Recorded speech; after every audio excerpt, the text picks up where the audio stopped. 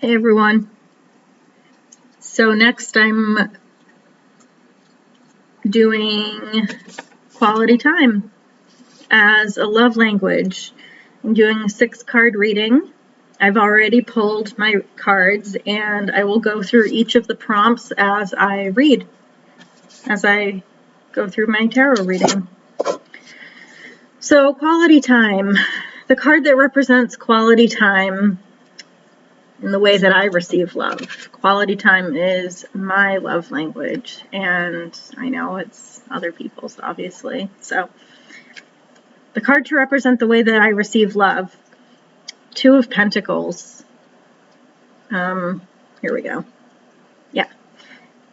It's about balance, right? It's about learning to balance emotions. I think that quality time people are very emotional people. It's learning to really kind of balance everything, but also knowing that it's one of the more common types of love languages. So it's like, you have options to choose from, especially in a partner. Second one is how understanding my love language will help me. We have the Moon. And that's interesting because the Moon is really just about delving deeply into the shadow self. That's really important in terms of really looking inward and seeing how your love language really affects yourself and other people as well. Next is how to work with my love language to improve my relationships. You have the 8 of Pentacles. This is all about hard work and skill. So really learning to hone that skill, that love language, really working hard on like thinking of ideas of how to spend quality time with other people and how to improve your relationships that way, especially. Excuse me. Next is what I need to be conscious of in relationships with others. The Knight of Pentacles. So I always find that people who want to spend quality time together or people who have that love language always want to just go out and do things. So, and like, it doesn't matter what it is that you do as long as it has some meaning behind it. And I really think that the Knight of Pentacles is really important in this because, other people may not want to go and do things. It's like people who spend quality time with others don't always realize that it's exhausting.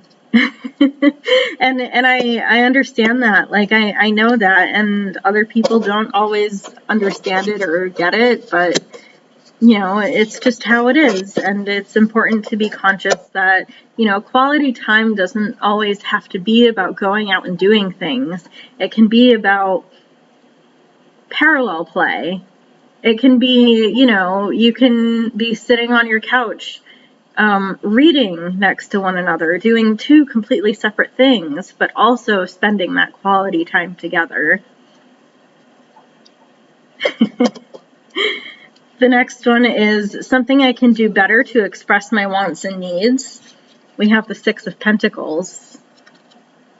So with the 6 of Pentacles, it's about like showing everyone all these options that you have. Like your wants and needs are all these options.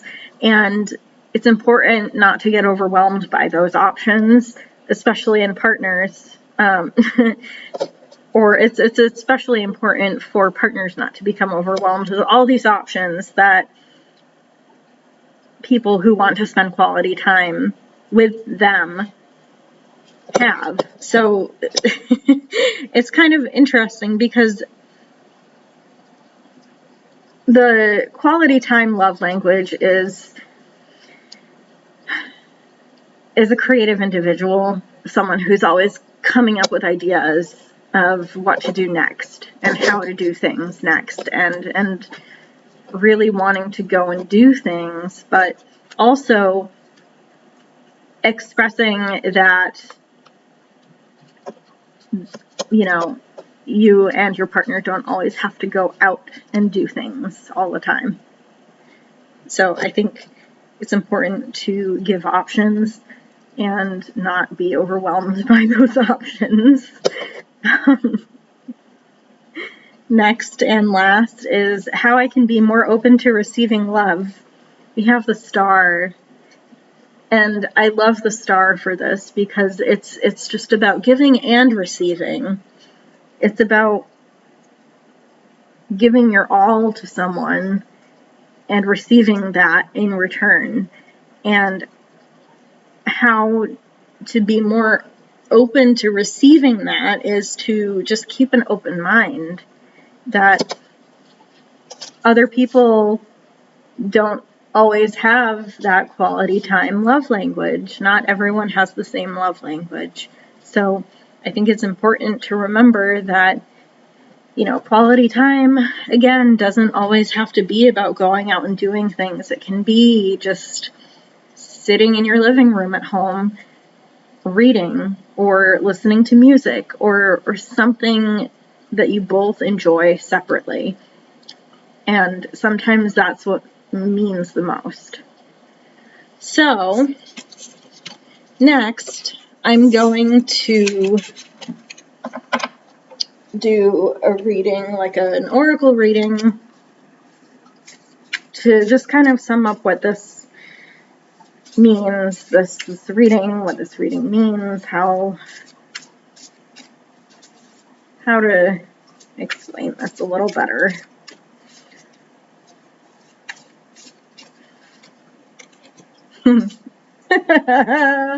Okay. Yeah. Okay.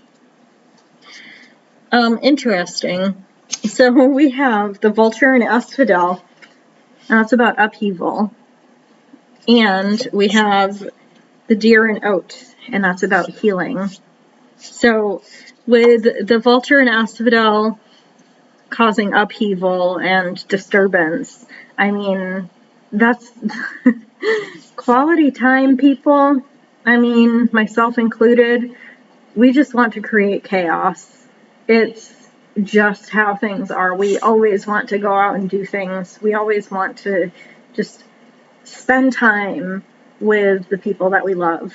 And it's just kind of funny because it creates upheaval for other people. It's like, no, like we don't always have to go and do things with everyone. We can do things by ourselves, like holy moly. It's just kind of funny that that's how we are sometimes, myself included. And so I think like realizing that can be incredibly healing too.